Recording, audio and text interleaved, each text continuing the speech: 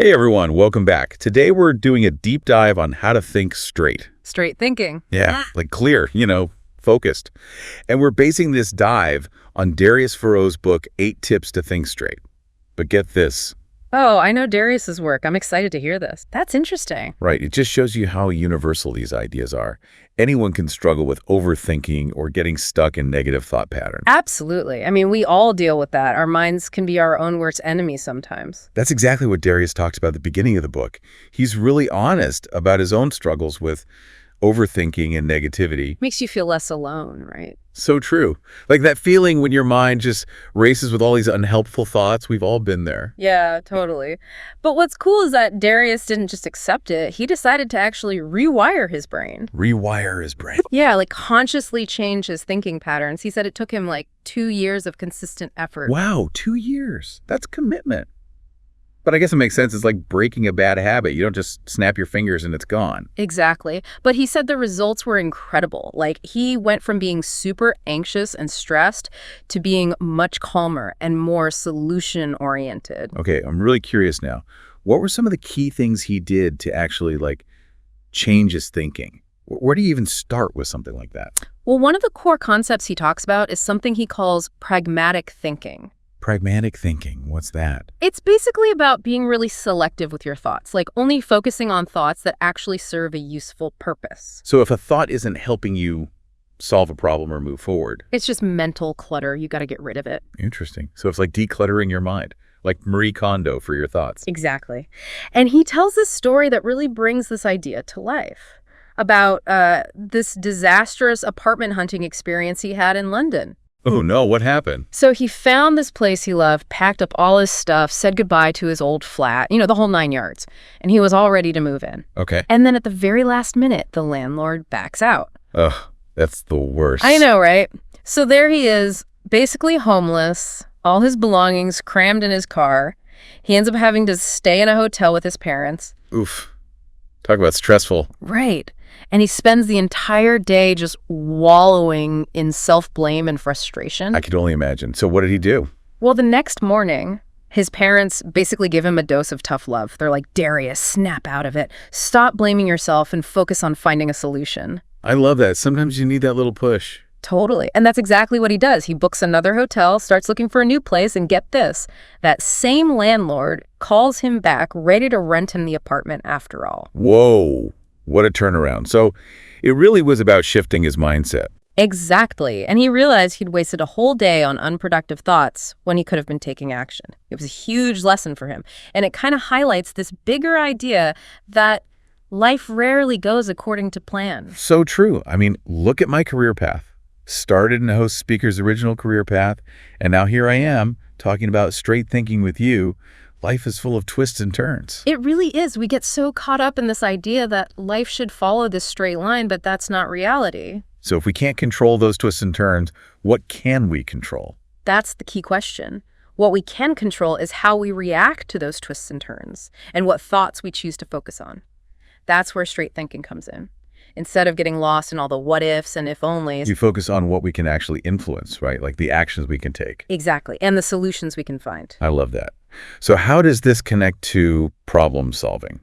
Sometimes problems feel so big and overwhelming. Well, Darius talks about this idea of connecting the dots. Connecting the dots. Yeah, like effective problem solving is really about using your knowledge and experience to spot patterns and make connections, almost like a detective piecing together clues. Oh, I like that. So we all have a bit of Sherlock Holmes in us. In a way, yeah.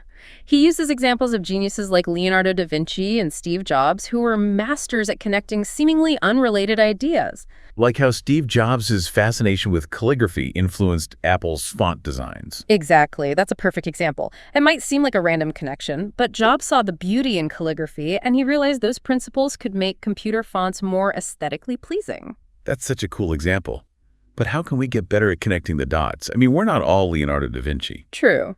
But we can definitely train ourselves to think more broadly and creatively, like being curious and open to new information and new experiences. So like taking a pottery class or reading about astrophysics, even if it seems totally random. Exactly. You never know when those seemingly random bits of knowledge might spark a new idea or help you solve a problem in a totally unexpected way. I see what you mean. It's like straight thinking isn't just about logic. It's about opening your mind to new possibilities. Yeah, that's a great way to put it.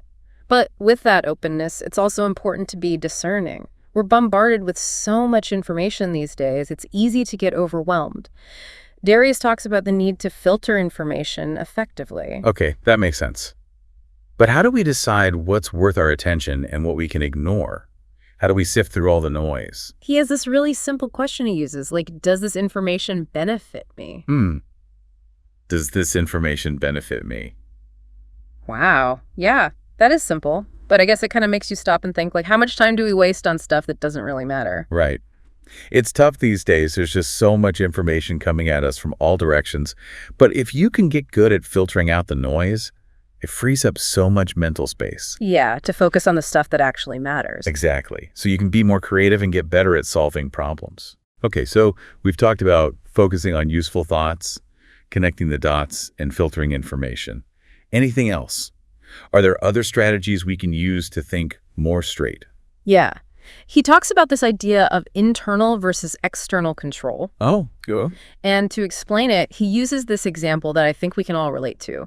Imagine you have a really important exam. Okay, yeah, I've been there. And it starts pouring rain as you're about to leave. Ugh, that's the worst. Right, so most people would freak out, curse the weather, worry about being late. Totally. Been there, done that. But he says that's focusing on things outside of your control.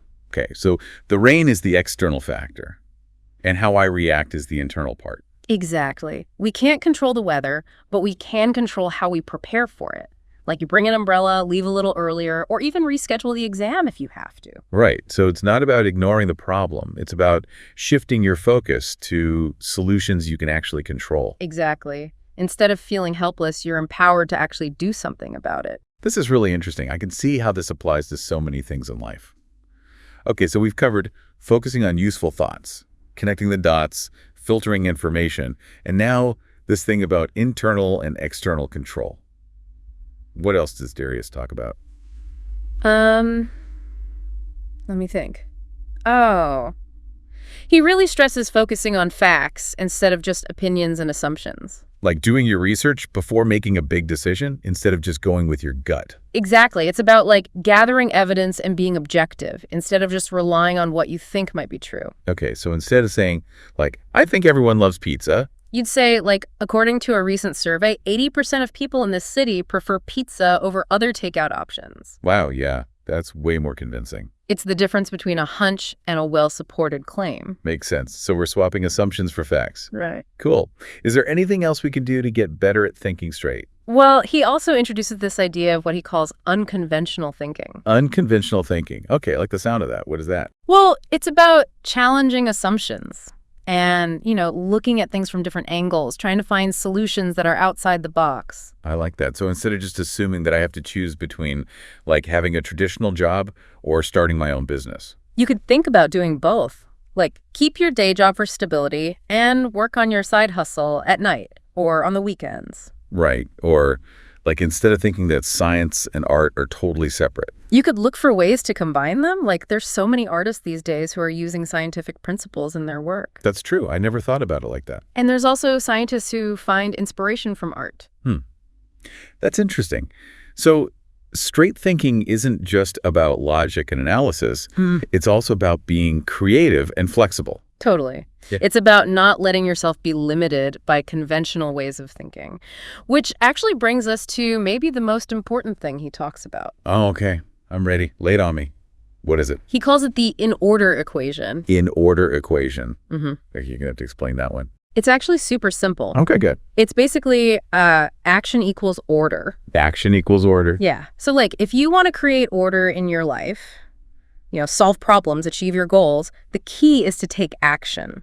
Interesting. It's about actually doing something, not just thinking about it. So instead of getting stuck overthinking or overanalyzing. You just got to start doing even small steps, anything that moves you forward. So replace worry with action. Exactly. And replace doubt with, experimentation. Okay. I like that. Oh, he gives this example of studying for multiple subjects. Oh, yeah. I can see how that would be overwhelming. Right. So instead of getting overwhelmed by all the information, you break it down into smaller chunks.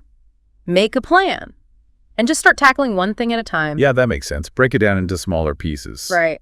Any step, even a tiny one, creates order and moves you closer to your goal. And that reminds me of that saying, a journey of 1,000 miles begins with a single step. Exactly. It's all about taking that first step, even when it seems like a huge task. I'm really loving all of this. It's so practical. It feels like we're actually getting somewhere. You know, like now we have all these tools to deal with challenges in a more effective way. That's the whole point. And remember, straight thinking is a skill. Like anything else, it takes practice. So as we wrap up this deep dive today, what's the one thing you want our listeners to take away from all of this? I'd say just think about one area in your life that could benefit from some, straight thinking. Yeah. Pick one area to focus on. Exactly. It could be your work or your relationships or even just like managing your day-to-day life. So many possibilities. Right. Just identify one area and, commit to using these principles. I think you'll be surprised by the results. Yeah, I think so too. I've definitely learned a lot today.